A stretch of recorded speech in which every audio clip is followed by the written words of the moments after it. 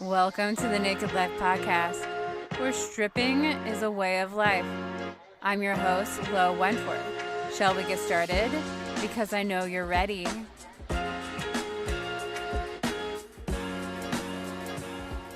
Hey guys, welcome to this week's podcast.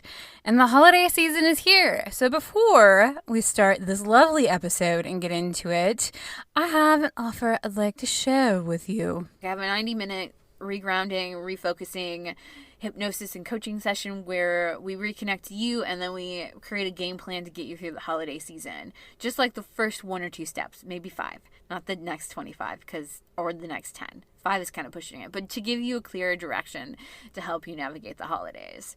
And I'm so excited for those. Oh, I'm so excited. God, those are my favorite. All right, and now let's get to it. So this podcast episode is a second iteration. The first version of this I did. I loved it. I was so on fire. Then I listened to it and edited it. And I realized I said some stuff in there that I wasn't quite ready to share or say to the world at large. And so I took some time to process, honor that, so that way I can show up the best of my ability and avoid as many emotional, vulnerable hangovers as possible.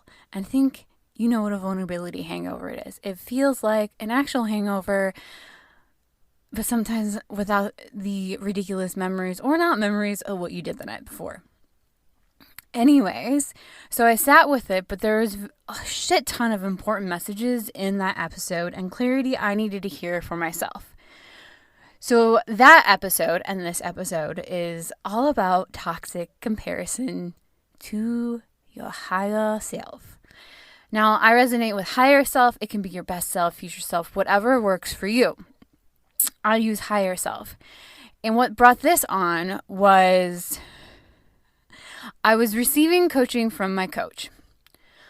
So over the past year specifically, but probably the past year or 2, I've been working on regulating my nervous system and also working with this universal unworthy story I have going on. So I was working through it, and then also what I would like to attract in a man, my partner, what it is that I want. And so knowing that and holding that energy and then connecting to his energy through meditation and all of that. I know some of you think this is woo-woo crazy. I really don't care. But doing that, but not actually having a visual of that person or that energy or whatever it looks like, or someone just to even crush on who's close enough to it. We all have celebrity crushes. Come on. And I'm just I don't really have any of that. I feel like I'm just wandering in the dark and I'm like, this human may or may not exist. Well, then someone popped up on my radar. This was probably about closer to January. And I was just like, ooh, love his energy, whatever. This is close to what I want. Not quite, just close. And then after a while, I noticed that I was resenting any time this guy shared information, showed up on his live or his story, and I just became very resentful and thinking, oh, I can never have that.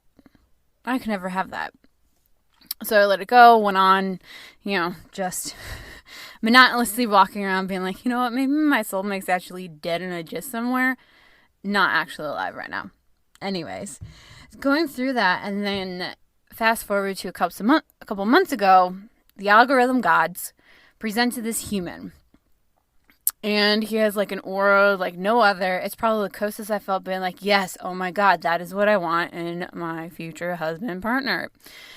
And so I was just enjoying it.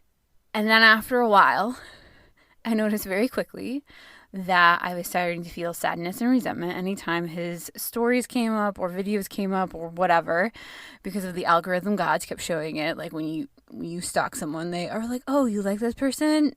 Let's show you more of it. Oh, you researched what type of shaving cream to use? Here, let's show you more of it. Okay, thank you, algorithm gods, for everything that you do when I don't want any more shaving cream episodes. Not episodes, but ads.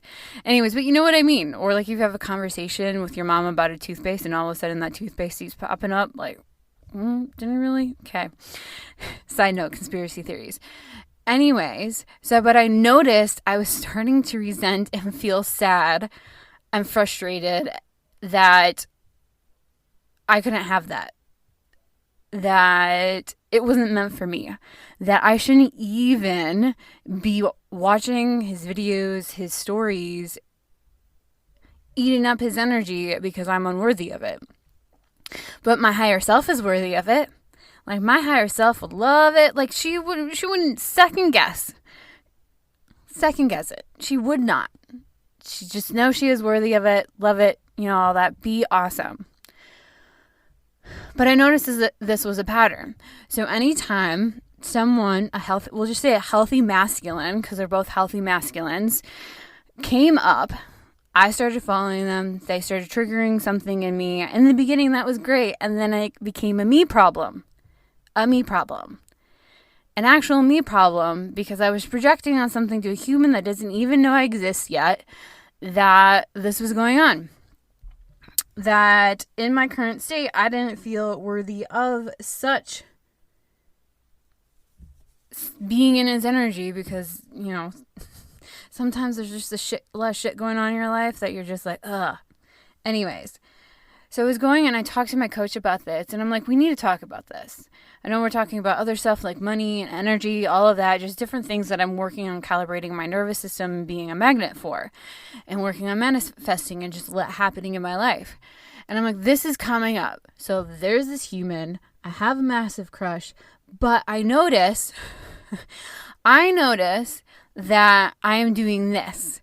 And I am unclear as to why I am making myself feel bad, why this perfectionist is coming up, why I'm making myself feel unworthy just to stalk this human on Instagram.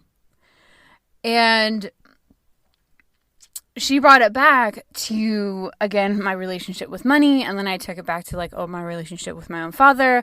And then also it was realizing that I was, and this is the biggest thing. So the other stuff about my relationship with money and father and the masculine energy is a whole nother episode that I may or may talk on. We'll see.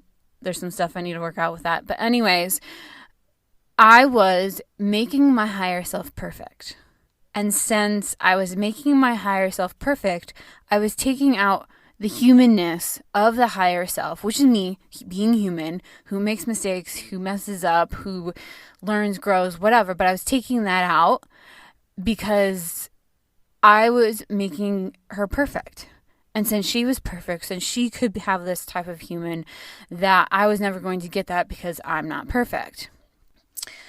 And then that brought me down to this whole beef I have with the personal development community about comparison. We talk about how toxic comparing ourselves to others are. We talk about it, we focus on it, but we never talk about how comparing our future self to our current self, or comparing our future self to our past self, and how toxic that actually can be.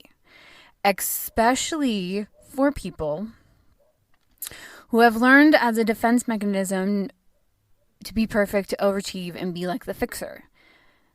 And I was all three of those. I mean, to an extent, I still am, because sometimes I get my lower self and that gets all triggered. But for someone who grew up trying to navigate and predict other people's emotions so that she wasn't a burden, so that she was worthy of love, and so that she wouldn't be abandoned because she wasn't useful, that comparison actually becomes toxic. Because that's literally what you did. You learned toxic comparison of yourself to try to make your environment around you safer, particularly your home environment. So when you're trying to figure out the best way when you don't to not trigger someone, you are comparing the shit out of everything you do. And when you start on this personal development journey and think about what your higher self would do, or would have done, that brings back that toxic comparison no one talks about. No one really talks about your relationship with you in the personal development community. They always talk about how to manifest your significant other, or not really in friendships, but we're a society focused on love. That somehow a partner is going to magically fix everything. Like the knight in shining armor is going to come and you'll no longer live in the hell that you're living in. But little do we know, it's an internal hell that we're the ones that have to fix. And I digress. But when we talk about your relationship with yourself, and how toxic comparing your future self to your current self for what you want is, and how you take out your humanness because you learned that you had to be perfect so that you weren't a burden. You learned that you had to overachieve and get all of these accolades so that you would be worthy of love. You learned that if you weren't the problem solver, the fixer that everyone came to you, you would be abandoned because no one would love you unless you were achieving, unless you were being perfect and being everything that they needed. Which, mind you, could still be wrong without you realizing it. I'm going to do a whole nother episode about the quote, like, you do you. Well, how does that help the person who doesn't know who the hell they are? Because they grew up trying to navigate and be a chameleon in order just to survive and be safe. Which is very interesting. It's an interesting journey and topic to be on. But like the whole comparison, it's just like, where are you making your higher self perfect? So therefore, it's holding you back from achieving your goals because your higher self would have done them already. And done it flawlessly. Like, come on. Come the F on. Your higher self wouldn't have done it flawlessly. She just would have done it. She wouldn't compare. She would just move on. So when it comes to the toxic comparison of yourself, because you're not achieving what you're wanting to achieve, or you're not there yet, and then like in my essence being, I'm going to be unworthy of a man's love because I'm not perfect, therefore I'm a burden. I'm not achieving what I want to achieve, so therefore I'm not worthy of love. And since I can't fix my own life, and therefore I'm going to try to fix other people's lives just to feel like I won't be abandoned. That's the thought process. And that's a fucking toxic thought process.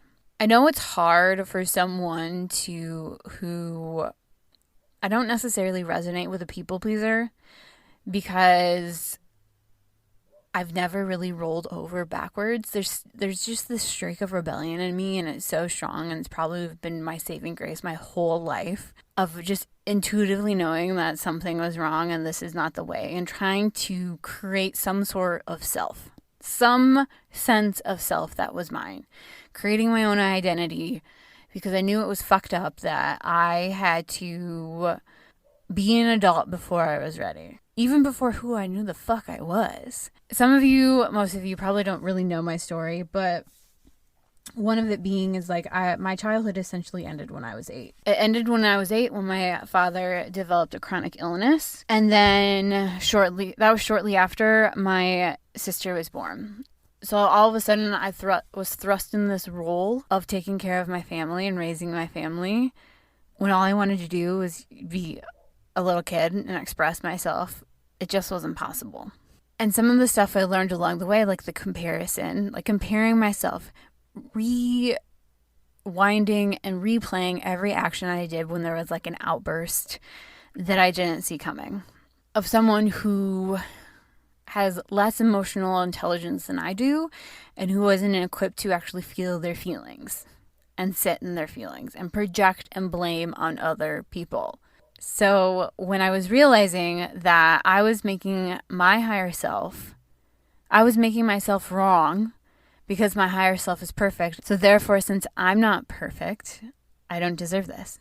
And so I look back at how many other things it's just like, since my life is not perfect, I don't deserve to have a podcast. I don't deserve to be coaching and having clients. I don't deserve to be doing all of this. I should just stick with the plan B of the law degree and be happy. But I can't do that. I can't do that because I grew up witnessing people living unfulfilled lives. Telling me things like you should follow your dreams and follow your heart, and then all of a sudden they start projecting their jadedness and giving up on their dreams onto me when I was just like, well, wait a second, hold up, check your fear. I don't want your fear. Your fear is yours, not mine. So then I kept making myself wrong. All right, guys, we're just intuitively going with this. I was making myself wrong for being different, for thinking differently, for wanting something differently than what I grew up in and was born into, and knowing that I was meant for more, meant for something different. But one of the frustrating things I have with growing up is that there was really no one there to like push me that much further. Really no one there to challenge me, because I've realized my playing small is someone else's playing massive. And there wasn't really that need for a push, or so they believed, since I was pushing myself so hard. Little did they know I was pushing myself so hard so I'd have an excuse not to be in my house. But I was pushing myself. So when people who reach mediocrity, see someone like myself and call me an overachiever, they don't really think or need I need a push. They focus on the others who are clearly struggling with life. You know, they have bad grades, outburst behavior, all crying for help, many different things. But they didn't believe that someone who was overachieving was actually, in its own form, a cry for help. Because we grew up in a culture that celebrates hustling and working your ass off on the hamster wheel of death. The hamster wheel of death. That is where you're just working your 9 to 5 until you hit 65, and then praying to live that you have at least another 20 more years to actually live instead of living your whole life. And I just call it the hamster wheel of death. I also call it the hamster wheel of death because you're living out someone else's dreams, not your own. Not your own. So then that's when comparison comes in. Because you're comparing your daydream and how your life could be, making yourself shitty that it's not your current life, so therefore you think it'll never happen for you. Which is a load of bullshit. It is a load of bullshit, and deep down you know it.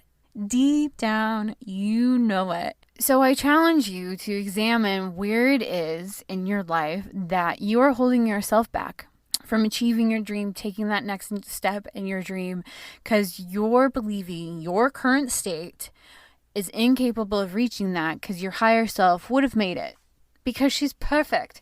Your higher self is not perfect. Your higher self is you. I don't know how to explain when I realized I was making my higher self perfect, but that was me taking the humanness out of her, which me being human. And then all of a sudden I was like, wow, I am my higher self. I can have that. I can achieve all my dreams because I am my higher self, because my higher self is also human. She's not some perfect little pedestal that I've made up in my mind of something that I can't reach to somehow continue the cycle of trauma, of feeling like in order for me to be worthy to have what it is that I want in life, I have to be perfect, I have to be overachieving, and I just have to fix the shit out of everything. Instead of just things be. Just let them be. Sit in the moment, allow myself to feel my feelings, which is sometimes a struggle for me, and just go from there. Instead of comparing myself to my higher self to make me feel wrong, to therefore continue that cycle. It's not worth it. It is not worth it. It is so not worth it. Also, there's a song called Daydream. I don't know what the artist name is. And she was on America's Got Talent. So she was on America's Got Talent. And it was a golden buzzer moment for Heidi Klum. This just came up on the algorithm gods of the YouTube. So I watched it and I listened to it and I loved her song. And it was about not quitting on your daydream. And I just realized like how many people do quit on their daydream because they're comparing what their life could have been and who they could have been, that they could have achieved this, that a different version of them could be living a different life, but they're not capable of that because their current life is not up to par. That they have settled in some way. That since they have settled, therefore they're not worthy of reviving, living their actual daydream. There was a line in there that said, about how we would be outside playing astronauts and rock stars, and no one was making you feel bad for that or telling you were wrong. Essentially, it was just like it was make-believe. So most of these people who quit on their daydreams believe you were just doing make-believe. Like, it could never possibly happen for you because it didn't happen for them. And it goes from that to we're all of a sudden going to college for our plan B, which is so true. How many people out there go to college as their plan B because someone came along and tricked them to believe they weren't worthy of their dreams? How many? I mean, I look at my own story, and I know I went to law school, and I don't regret going to law school. It was always supposed to be a part of my story. I just don't know why it's supposed to be a part of my story. I do not know. And I say I know why it was supposed to be a part of my story, even though I don't know the reason for it, was because there was a friend at the time who she said if she would have known what she knows now, she wouldn't have gone to law school. And she asked me if I felt the same, and I said no. I don't, because if I didn't go straight through, I would have went in my late 20s. That was to me telling me I was supposed to go to law school. And part of me thinks it was just a way to find myself and break down some of the final barriers of actually getting to the next crux of who I am, using my voice, healing from past traumas, and actually like believing in myself. And even to this day, like I was having a conversation with my brother as we were taking my dogs on an adventure through the wilderness. And I was just asking about him, like what he like wants to be when he grows up. Mind you, he's 2.5 years older than I am. And sometimes I don't know what I want to be when I grow up. I mean, I asked my grandma one time, when you actually feel like an adult and grown up, and I love this woman to death, and so she is not a million years old. And she goes, I'm still trying to figure it out. I was just like, you know what? If my grandma, who's raised 3 children, helped raise 5 grandchildren, like, doesn't feel like an adult, we're just all fucked. And so I was asking him that, or like asking him if he knew what his next steps were. And he's getting close to his Saturn return, and he's starting his Saturn return. For those of you in astrology, hits about 30. It's where your life kind of blows up a little bit. It's fine. And then he turned the question back on me, and I told him, like, yeah, I know my next steps are the podcast, writing the book I'm writing, coaching, and that's just what I want to do.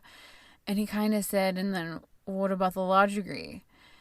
And, the license. And like, yeah, I'm licensed. Got to pay my dues for that. And he's like, well, you might as well continue paying your dues for that. That's a good thing to fall back on. And it rubs me the wrong way. It rubs me the wrong way because it's not my plan B. Because when it's your plan B, it becomes your plan A. So that's why the saying of burn all the ships comes in and only follow the plan A. Only follow the plan A. That's just very interesting that came up in this comparison episode.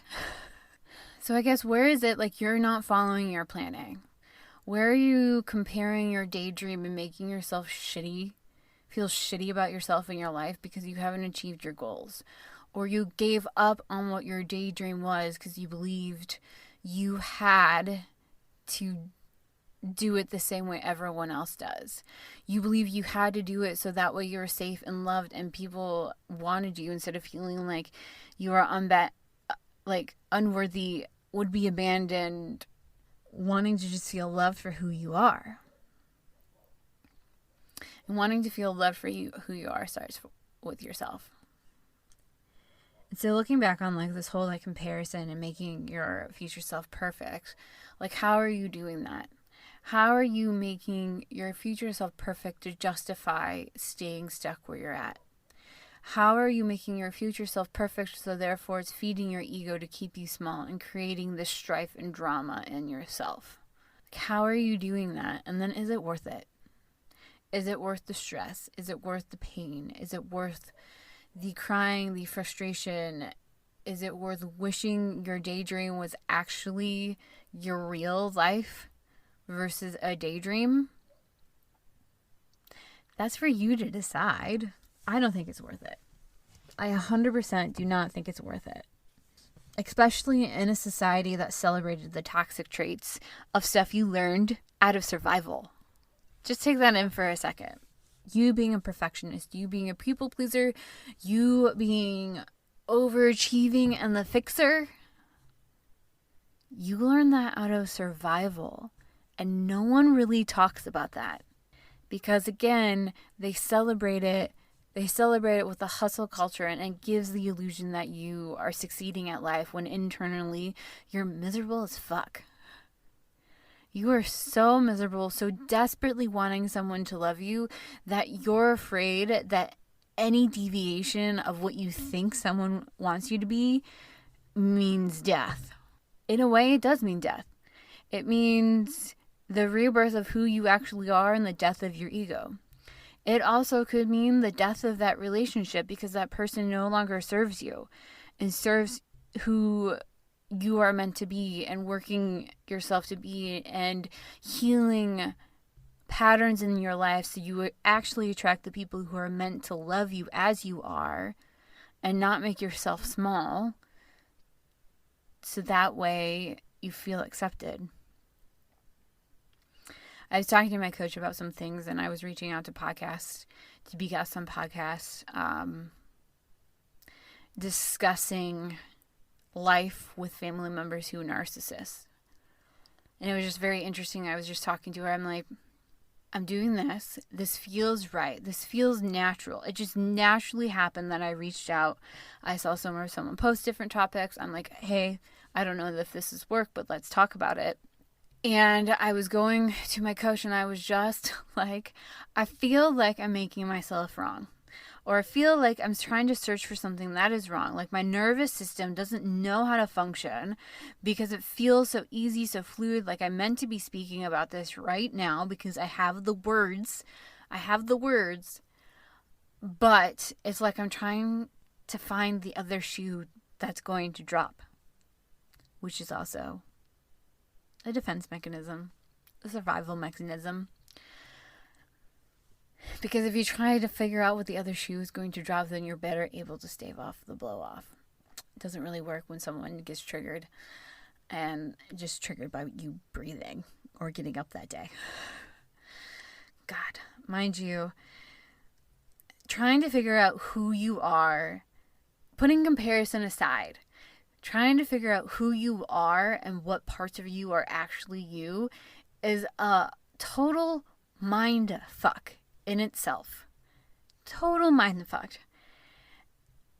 And it brings on so many second guessing, so much questioning, and it gets to this point where sometimes, yes, you just gotta live. You gotta stop comparing your internal notes to hopefully not piss someone off, but you're gonna piss someone off anyway because that's just how it is. Like, everyone's not for everyone. I mean, last Friday was hanging out with one of my friends, and she's going through an interesting transition in her life right now. Different chapters are closing, and she's working her way through that, and she's feeling very light and not heavy, light, because she's taking steps to center herself and living her authentic life. And she goes to me, I want us to, like, say one thing we like and admire about each other because we're both projectors, And one thing, we see where we're going. And it was just very interesting because she and I are both on this feminine healing journey. And I go to her, I see her as what I think would be the stereotypical feminine, with the sundress, bare feet, in the country, tending her garden. She just gives that sunshine vibes. And I realized that I am not that. I'm not that type of feminine. Sure, I can wear the sundress maybe once a year, like this top, like you think of it like just like the sundress, country barefoot, all of that. I'm not always into the flowiness. I'm just not. That could also be like my mom wanted me to have more baggy clothes and working on some body image issues, and I like more sleek clothing to show off my body. But that's still feminine. I would consider that more of like the dark, like feminine, more seductive. But it was just very interesting how like we are kind of two opposites of the feminine, but yet we're both feminine. And I was reflecting on like how I would have made myself wrong and feel bad, or that I wasn't that sundress feminine woman, that it wasn't me. And I know it's not me. I think there are many ways to define femininity, especially for women. And I'm not going to get into the woke stuff. We're not discussing that. Just like as being women, what it is that makes you feel feminine. Maybe it's a sundress. Maybe it is very sexy lingerie with a leather jacket and a leather skirt and heels. All sorts of feminine and anywhere in between. But I wasn't making myself wrong. I wasn't comparing myself on how I could fix myself to be more accepted by her because that's what I see for her. And it's just very interesting because I know I'm accepted as I am with her. She accepts me as I am. I accept her as she is. I mean, projectors, we see, the thing about projectors, it's like, as soon as we realize with human design, like, you're a projector, it's like, it's similar to being in a foreign country and realizing someone's an American. You just have that instant camaraderie, like, oh, we're from the same country, even though this is the first time we've met. It was just very interesting that I didn't make myself wrong. And that's how I know I've healed. I have healed that story of realizing my higher self isn't perfect, because my higher self is also human. And since I am human, I am my higher self. And since then, I have woken up happy, like legitimately happy with myself. Yes, I go through the human emotions, but it was just like, wow, I am actually happy. Wake up, be happy. Yes, there's some shit shows going on in my life, but I'm genuinely happy with myself, who I am, and where I'm going. And with that, I will leave you with this journal question. If you knew your higher self, your future self, your best self was human like you, what would you do next? What would you do next if your higher self, your best self, your future self is human just like you? Very interested to see what comes up with you guys. So go ahead and share in the comments, in the reviews, what that is, if you feel called. If not, cool. I will see you next week. And if you're wanting to receive coaching with me, remember I'm having the holiday 90-minute special going on. Hypnosis, reconnection, clarity, focus, connect to your higher future self and get the next few steps to set you up for the new year and survive the holiday season. That way you don't feel like you're behind. You feel like you're right on time. Thank you for listening to this episode of the Naked Life Podcast. Please remember to rate, review, subscribe to this podcast, and share with all your friends.